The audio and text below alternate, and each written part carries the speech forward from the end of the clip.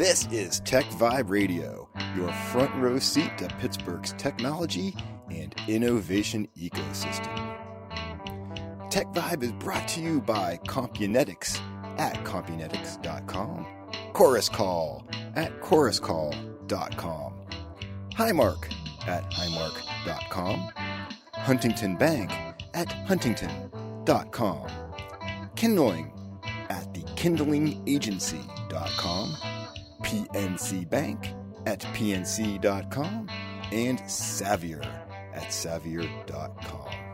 Here are your hosts, Audrey Russo and Jonathan Kirsting of the Pittsburgh Technology Council, coming at you from the Huntington Bank studios. Audrey, it is Sunday again, and it keeps happening to me every Saturday. The next day is Sunday, which means we're on air talking to the coolest people in Pittsburgh's tech sector and a little bit beyond as well. Yeah, I heard it's another P-town, right? Another one out in that neck of the woods. But I don't know, Audrey, so it was not that long ago that we had Mike Vertolli from Comtec on our show. We were both smitten because his entrepreneurial story has been amazing. Like, he was born literally an entrepreneur and has built some really cool companies that just do amazing stuff. He's a member of the Tech Council, but that's not the coolest part about him, of course. It's kind of the stuff that he does all day long. And so, Mike, we're just so happy to have you here because seriously, we just have so much respect for the companies that you have built and the services you provide, and what you bring to the table is amazing. You help a lot of companies save a lot of money, especially with some things we'll be talking about today. So thanks for coming back with us today and putting up with us. We're a little obnoxious sometimes. We apologize. Thanks, Jonathan. Thanks, Audrey. Thanks for inviting me. It's great to have you. So you had a vision. So let's just set the table. You had a vision and you're starting something. You started something. So just sort of rewind us a little bit. Just real fast on how we kind of evolved into Comtec and give us the quick pitch on what Comtec does. And we're going to jump into the good stuff.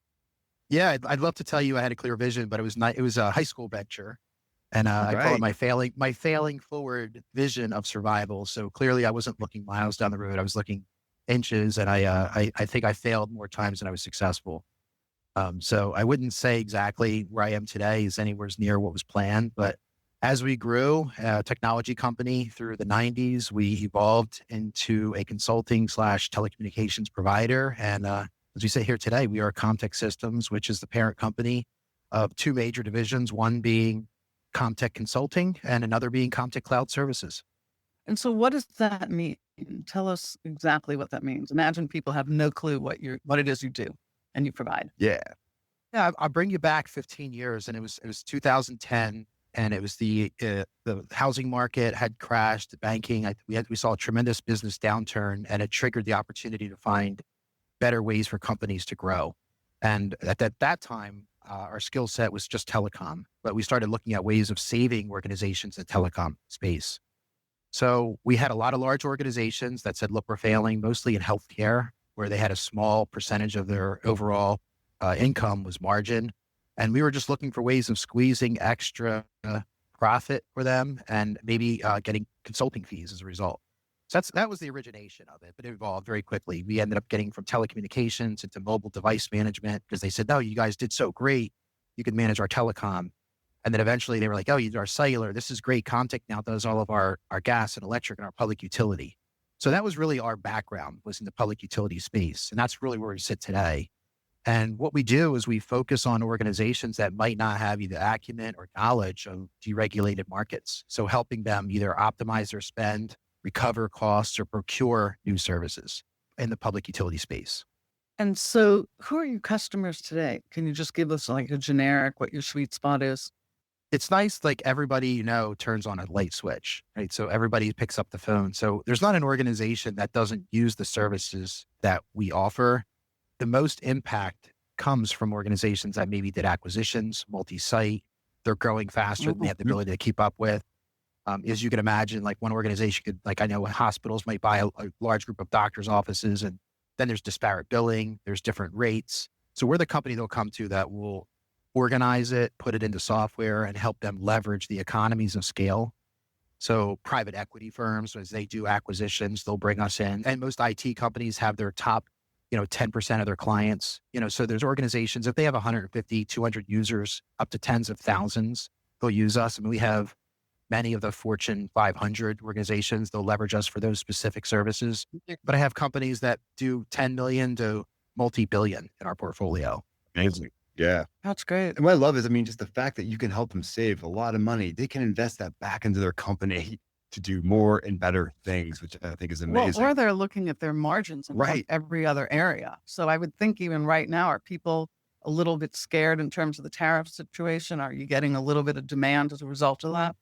I think the combination of what we've experienced the last few years with interest rates rising at historical levels, Right. the cost of personnel prior to that was rising at historical levels, the cost of goods is rising, and then, you're getting squeezed by competition. I think collectively it's just putting a tremendous amount of stress on competition. So if you can't add more business if you can't add more business, the best means of survival is saving on what you're spending, right? So those people don't say, hey, give me a pay cut. So that's not an option. So you go towards your cost of goods. And that's where we come in. That comes later on if everything else fails. So yeah, exactly. Everything else fails, you downsize. Yeah. That should be your tagline. That should be your tagline, right? Don't Which cut one? their pay. Don't cut their pay. Cut your cellular bill. Cut your utility bills. As simple as that. Oh my goodness. No, that's why I think it's so cool that we're able to talk to folks like you, companies like yours, where you're doing this work that you're never going to see it. It's not making headlines, but it's behind the scenes stuff that can lead to a lot of success for a company.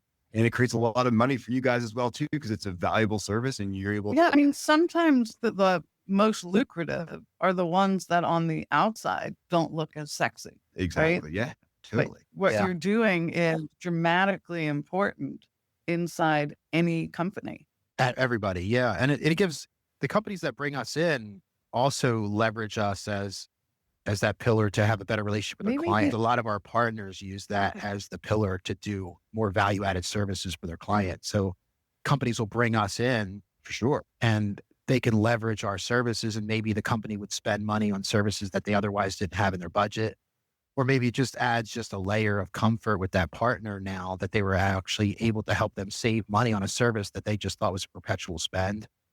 So a lot of times companies take what they spend in public utility for granted. They don't realize there could be 10, 20, 30% savings. And it's not to you That's really amazing. engage an expert. It really is. It's shocking. Every time I meet just large organizations, they may have tons of people, very skilled. Sole job is looking at the spend that we have. It's very rare that we don't uncover 20% in additional spend. And it's just through creativity. It's just through knowledge that they don't have. It's through unpublished pricing. It's just, it's a world of its own. And it's once they open their eyes, they go, wow, this is a huge spend, especially if they're looking to sell their company one day. They go, look at the amount of EBITDA you added to our bottom line that we wouldn't have had. The PE firms really gravitate to us. The companies, the IT firms that bring us into all the organizations are going, look how much free capital you just freed up for our clients that maybe they can invest in something that we're trying to sell them. So it's just a win-win. Overall, what client really wants to spend more than they have to? So just to kind of exposing that and just showing them best practices. Right. No one. So if people are listening, it sounds like you have interesting partnerships and important partnerships with PE firms, right? That would be one place where there's opportunity. But I also think people who are in roles like chief financial officer, they are also decision makers in this space, correct? Yes, I would say CFOs. We do a tremendous amount of work with virtual CFOs that do placements for organizations that are growing. The top accounting firms in the country, almost all of them use us. They'll leverage us or do an introduction as a value add to their downstream clients. PE firms will bring us in to their acquisitions or maybe pre-purchase acquisitions just to see what's under the hood. Investment bankers. So yeah, different companies. Doing due diligence. Okay. Yeah, during the due diligence process, it's amazing. We might expose a ton of value that nobody even knew was there, that, off the books kind of value add.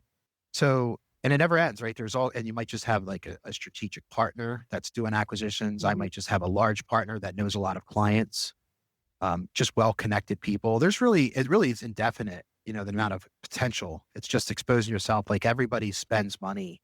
It's just opening your mind up to the possibility that you probably could save. Are you willing to listen to an expert?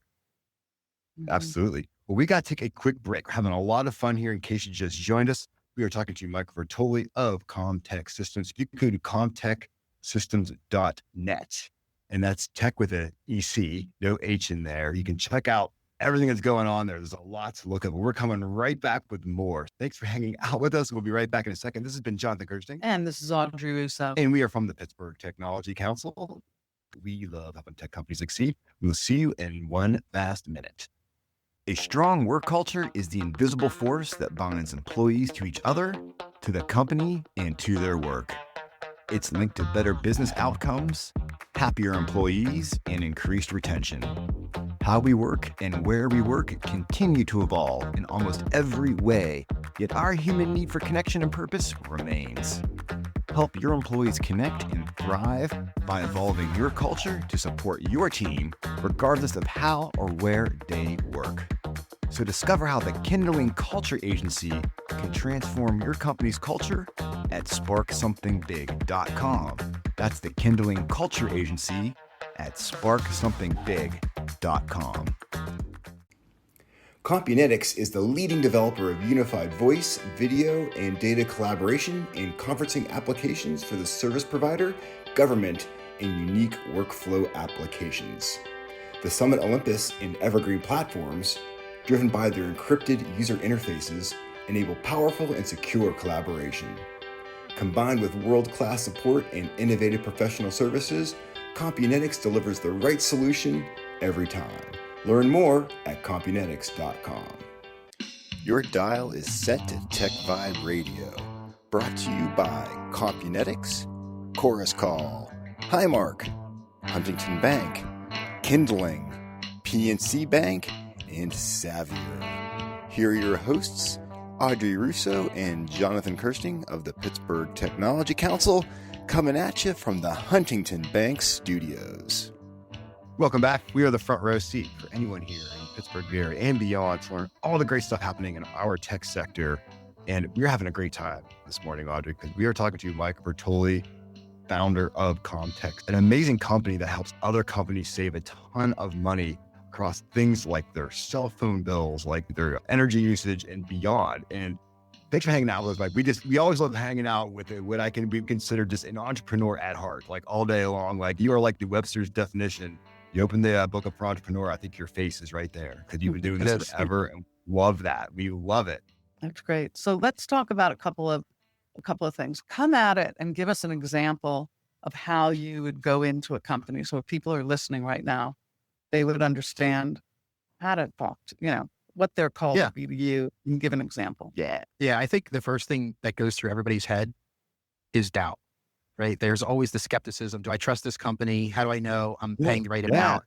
Right. So I think like the first thing is trust. So how do you overcome trust? And one, we have a reputation, but we put our money where our mouth is. So we're very different than most consultants. And first, we do free analysis. So we don't really ask for any money up front. And if we do engage with Comtec, we don't bill a company a percentage of savings until after they achieve them. So one of our goals is to make sure that we're budget neutral, meaning you don't ever have to pay us. And we put that in our contract. You owe us nothing until we can show you against a benchmark. So it's it's a pretty neat process. So we make it very simple. We want the clients to have as much involvement as they want, but for the most part, we want to make sure it's very streamlined. So it's really just a drop case SharePoint file they can show us. We can anticipate spend and savings. And we will move forward till we benchmark everything. If they agree, this is what they're spending, and we'll keep working till they agree. And our goal is to make sure we're working for them. So we get a percentage of savings, but it's all based on a baseline that everybody agreed to upfront. And then we work with them every single month moving forward. And we only invoice against that savings if the client agrees they achieved it. So it's a very simple process. We do it mainly because the big companies will say, here's your anticipated savings. Can you pay us upfront? And then there's the trust issue. Maybe you're going out of pocket. Maybe you have to go into a separate budget. I like telling our clients we're budget neutral. So essentially, if we bill 25% of savings, that means you're getting 75% of something that you would have spent somewhere else. Right. And you don't pay us a thing till you agree we actually achieved it. So I think putting our money where our mouth is and truly meaning it contractually, demonstrating the savings, showing people, educating them, and then hand-holding them over the time period, it builds trust. And and the fact that we become budget neutral, any size organization can engage with us and not feel like they have to go to a separate department for budgeting or get overly involved in legal contracts. It's a one-page contract. Wow. We make it very simple. And that works for the cellular, telecommunications, any utility services, but telecom is a big expense. It's very complicated. There's hidden charges. There's tremendous amount of activity. We have proprietary software. We've been doing this for 25 years. We have access to unpublished rates, wholesale rates, things that companies, once they engage, they go, I just never thought it was like this. They might call the big 2 or 3 that they know the names. So it's pretty eye-opening, but the process is simple. Well, first off, you might need a second tagline. It's called, you don't pay until you save. Yeah. Or maybe that already is his Maybe that is tagline. your tagline already. Well, that's sort of interesting because you can gain trust really easily in terms of entry into the market. You gain trust because you're saying, I just want to see what you have and I'll tell you what I can do. Yeah, pretty much. I always think like when we built the company, everything is done around the perception of what I would have wanted had I been a client or an employee. So we're very much centered around the perception of what we put out there in the market. Like, what would I have wanted if Comtec met me? Right. And as we build this trust and we build these programs around it, I think when clients are aligned, it's much easier to do business. Right. And then they trust us, and then you get a lot more referrals. It works for us, and it's been a successful program. We're going on 13, 14 years. And every year, I think we've grown 20 to 30% every single year. Oh, yeah. I think we've been in 9-time, I think, Inc. 5000 member.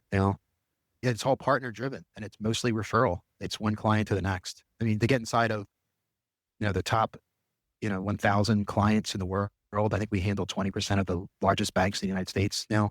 I mean, it's just because one CFO goes to the next organization, that organization recommends you to the next one, and you pretty much become a tool in their arsenal as companies move around, and they just pull us in. It's a secret weapon, it really is. Yeah. So for very large organizations, they can use us, but for the technology council, even if you're smaller, there's tremendous amount. A spend is a spend. And I would say $10,000 to one person might be minimal. $10,000 to the next person could be life-changing, but people's spend is commensurate to the size organization that they are. And the savings is all meaningful. Yeah. So I'd like to switch gears just a little bit because we only have a few more minutes of your time left. And Audrey, like I said, Audrey and I get really excited when we talk to entrepreneurs like you, where you live and you breathe this stuff.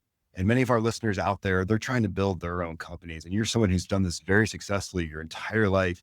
And I'm always wondering, Audrey and I are always wondering, like just some key advice for anyone out there, maybe some of the biggest things that maybe one of the bigger things you've learned, or tips from Mike. Yeah. Tips from Mike. Tips from Mike. Well, I'll tell you my failures. So that might be your best tip is growing up, had I done things differently, I think I would have done more a playbook initiative where I documented my goals and initiatives and use that as a resource to pivot. This way, if I was good at something, I knew what I did. And if I failed at something, I knew how to change it. And I certainly would have prepared for success, which I think, you hear it a lot, but having the capital to take chances, I think there's like wishful growth. And then there's actually prepared growth, investing in yourself and having the money to do so, pivot off of, good cash flow. I don't think we had enough money at the onset of Comtec to handle the growth that we achieved. So ironically, our biggest hurdle in life was actually overachieving our goals, but it happens. And, I think looking back, I would say just prepare, envision yourself as being successful. And if you have the right people, process, systems, money, all available. And I think set yourself up for success. Think of being successful, envision yourself there, and is everything in place? If you see it, then I think it'll happen. That's great. That's super solid. I've never actually heard it put that way either. I guess that's the problem that we all want to have, right? That we find so much success that you're not actually prepared for it and have enough money to be able to, live up to the obligations and get the product out the door in time. Yeah. Or people don't have enough money to launch like a new business. They want it to work, but the marketing, the people, the staff, the systems, everything they don't have in place. And they wish that it's more successful. But I think once you really map out what success looks like and you have that capital and that business plan, you can really manage by a process instead of managing by a wish list. Yeah, absolutely. And just one last question. We got to know, is there any advice that you have received ever that you've always taken heart, something that maybe has stuck with you a little bit over your career? Probably the best advice I think I ever got it was more of an investing advice, but I think it really translates to hiring and firing and just making decisions in life. And I think it was back when I'm going to make it up, but I bought like a product, like let's say Cisco, and I lost almost half my money. And I went to this old man with my investment manager at Morgan Stanley, and he said, you can't change what happened, but would you buy it again at half price today? And I was like, I don't know. He said, well, do you think the company's going to survive or not? Like, I think they will. He goes, so essentially you don't really need to sell today. You just need to be patient. He said, what I'm telling you, you can apply to business. And he was like, what do you mean? It's like, let's say you have an employee every day you could start all over again and make the decision. If you knew everything about them that you know today, would you make the decision of hiring them or keeping them? Every decision you make, every day you wake up, you have the opportunity of starting over. Don't think you're stuck with a previous decision. It just really comes down to, That's good for life. It's really good for life. And I kind of always reflect on that. I always go, I good. can't change what was happened, but being that it did happen, what would I do again now that I know, what do I want tomorrow to look like, knowing that decision was already made? And if it was a bad decision, change it. If it was just something, it was a good decision, keep it. Love it. So it changes me from having the anxiety of bad decisions. I love that. 2 pieces of advice, Audrey. I feel like we got double the money going on today. Mike, thank you for stopping by, hanging out with us. Thank you, guys. On TechVibe. Remind everyone, go to comtecsystems.net. Check them out. And seriously, you're trying to save some money. These guys can do it.